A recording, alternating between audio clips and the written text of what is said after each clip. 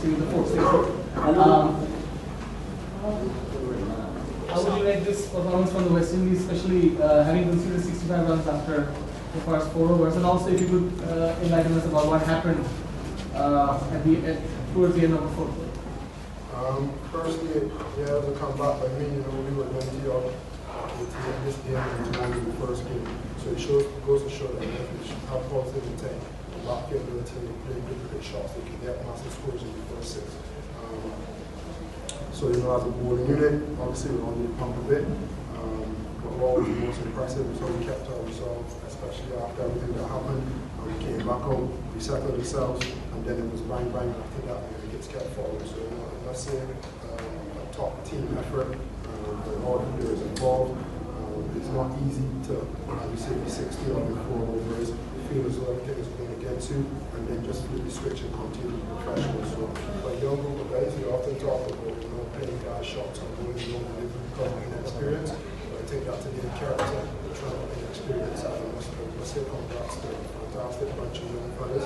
Inexperience at this level, but have a lot of maturity and a lot of heart. So, and the second point, what happened in the fourth over? Well, I went to the match referee after the second game, and I didn't think as though, I was here from the Orioles, fortunately, I didn't think as though the 50-50 decisions were going in our favor. Every 50-50 decision went for Bangladesh. I never ever want to accuse someone of cheating, and I stopped short of that because they're up to my shit, and I was standing for them as I did today, any other game. I think once you be respectful, you are allowed to be able to create certain rules, certain laws, and kind of understand where common sense and the law is like oil and water. And that's exactly what I tried to do. So I thought, in my opinion, I was respectful, and I think you cross that line of being disrespectful, then you start to get sanctioned. I don't know what the match referee will do, but as I said, I'm the captain of the ship. If anything is to be handed down, it's supposed to be handed down to me. And as I said, as I did tonight, I will continue to stand up for my team, my teammates, and the people in the West Indies whenever we're on tour. Do you think 8-minute breaks change the full rhythm of the game? You both stop and Bangladesh going down. Well, I can't control that. I knew that the ball that wasn't given was about to change the game. Again, and it wasn't a deliberate ploy to halt the momentum or anything like that. Looking back, it may have. I can't say it for sure. But obviously, at that point in time, it was just about getting the right decision.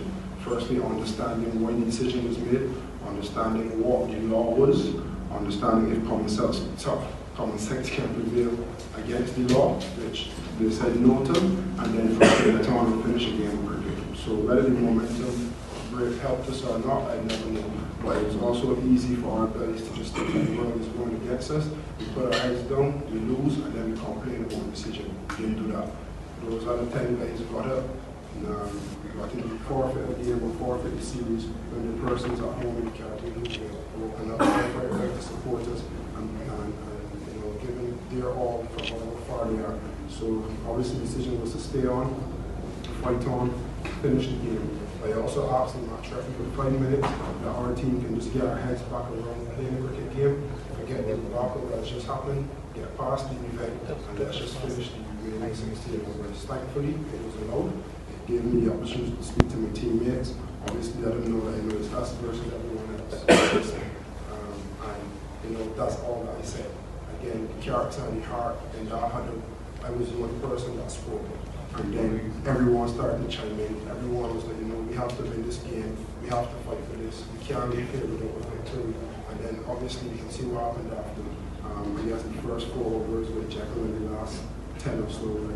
So big credit must go to that quote-unquote inexperienced group of guys. And I think if we can keep this group of guys together, add some experience along the way, teach them how to continue to be professionals, I think we will do well moving forward and win whatever game. I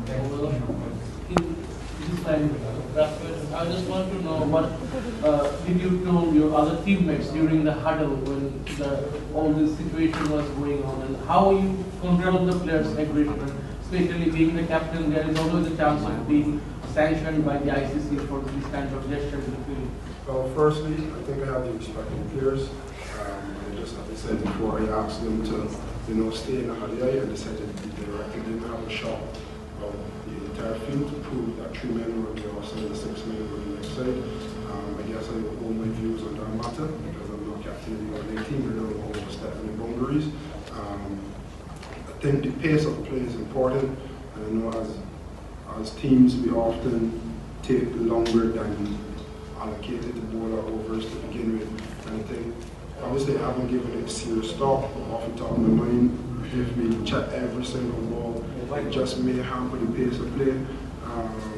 So I don't know if there are more strategic ways to have it done, especially if a pacer is balling and something happens. You obviously have a minute or so, 30 seconds to a minute in between when he delivers and when he gets back to his mark to radio to the umpire and ask them to have a field review.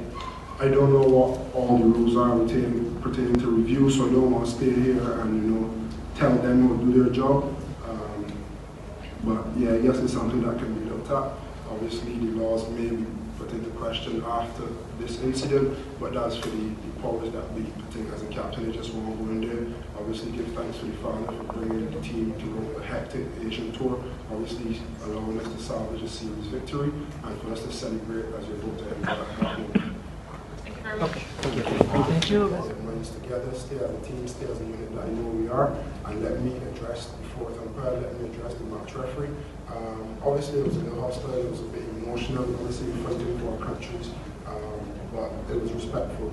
And again, I was just asking what is the rule? The rule is that if a no ball is called, it can't be reviewed, it can't be reversed. However, if it isn't called, it can be reversed upon checking the video.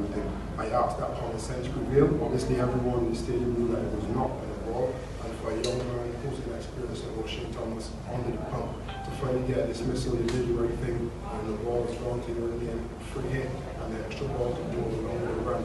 Obviously, that's his mindset, his psyche a bit. So again, as captain, I had to take the fall for the team. I had to go there and just make a stop, make a stance.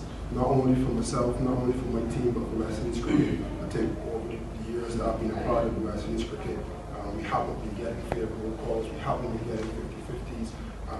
And yeah, I think it just needs to show that when we play passionate as we do, when we do the right things, and then things happen for us, we need that the officials give us what is rightfully ours. So again, I'm not saying that the officials are cheating because I think they're professionals.